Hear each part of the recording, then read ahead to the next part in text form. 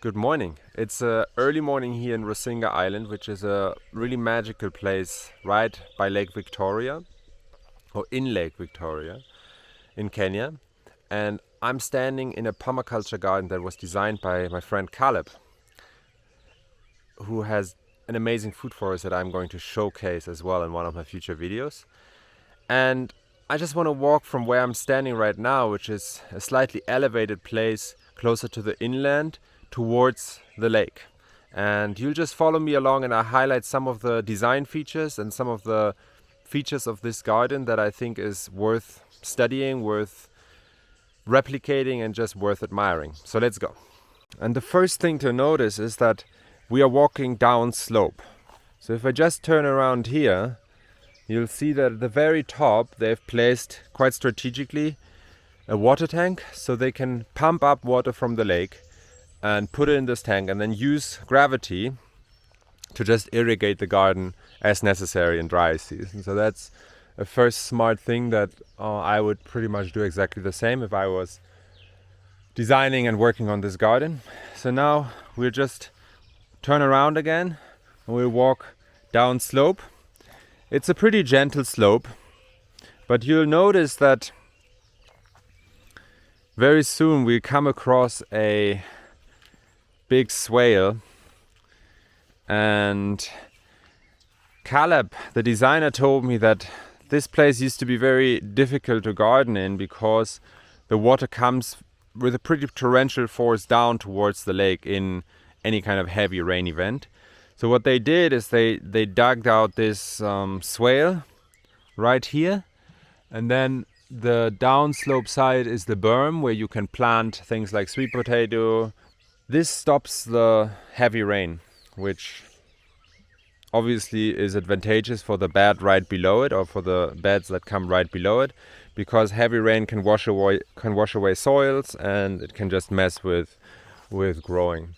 Now you'll see that Rusinga Island, I don't know how they do it, but the conditions here are really perfect for papayas, and these are some of the biggest papayas that you'll ever see. And also some of the biggest papaya trees that you'll ever see. So that's the crop that I've seen do extremely well all around the island. Now, we are coming now into a really interesting design. I hope you can see it. It's a kind of leaf-shaped design, a leaf-shaped garden bed design system, where you have, in a way, very gentle water flow management. Basically, you have the main path in the center, and then left and right it goes into the garden beds. And so this acts as a path, so you can very easily, for example, if we now take a left here, you can very easily walk into it.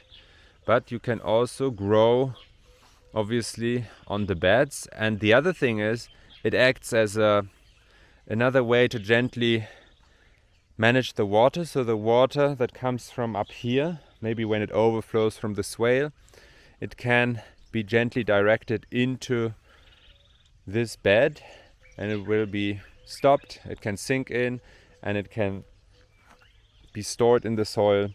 So this is a very nice idea to design a garden bed where you have efficient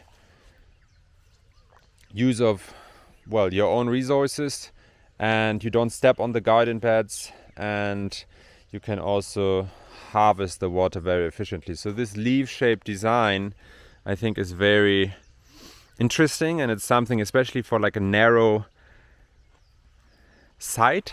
This site is very long and narrow. I think it makes a lot of sense.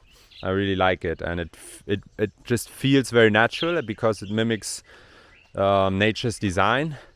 And it also is very efficient. So basically we have a leaf here, and this is exactly how the garden bed is operating. So you have a main path, and then into that you have the side path coming at each side. And yeah, nature has found this to be efficient, so the permaculturalist, it must be efficient as well. So we just continue our journey. I think they have recently planted. I see a lot of indigenous vegetables, beans. There's climbers here and cassava, more huge papayas, bananas, sweet potato.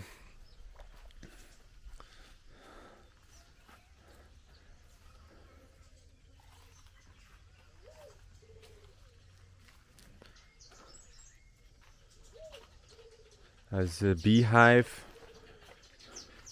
And because of the trees, it is a little bit like a food forest. Primarily the shade comes from the papayas and the bananas, which oftentimes are considered understory, but I feel like in this garden they're treated as the main shade trees. And I think that's because the papayas here get huge. I think they are around, I don't know, 5 meters tall, maybe even 7 meters tall. And together with the bananas, they create a nice shady environment. And because Rusinga's climate is harsh, it really makes a big difference. So you have a lot of chilies grow here. There's small bird's eye chilies, and I imagine that they do extremely well here as well in this climate, which really has a long dry spell. But obviously this side, because of the lake and because of the pump, they don't really have a problem with irrigation, though I do feel at this present stage this garden is not super well maintained. It could be a lot more productive. But then from what I hear, they also want to have this garden to be used, the produce to be used for the guests. So the vegetables come from here for the hotel. But right now, because of COVID, there's very few people coming all the way from Nairobi, 7-8 hour drive to Rusinga. And that's a pity, because a lot of the locals here are dependent on tourism, a lot of layoffs and stuff. So yeah, it's a bit of a tough period. So I don't know what these leaves are doing here. They have just been accumulated. I feel like they've been dumped. So obviously this could be used as mulch throughout the garden. Now we come now into an area where they use a bit more, let's say, intensive planting of maize. And I see that they have interplanted with cassava, which is this plant right here, and I think some beans further down. But I've seen a lot of people recently in this part of Kenya who interplant also with groundnuts, so peanuts, and peanuts also fix nitrogen, so that works quite well. I see sweet potatoes in there, some beans, some chilies, but I guess if I were gardening here I would do a little bit more interplanting. But at least they'll have a pretty good crop of maize. And now we walk right onto the lake, and you can tell that we have been going down slope just a little bit. There's a guava here, and I like the positioning of this guava just because guava is a plant that actually really thrives on abundant water. I've seen it grow very well even in waterlogged soils and just by lakes and ponds. So this guava is very nicely located. Then here we have sugarcane, which also likes abundance of water, so that's also a pretty good position. There's a mango growing right behind it. And now we have come to the lake, no further.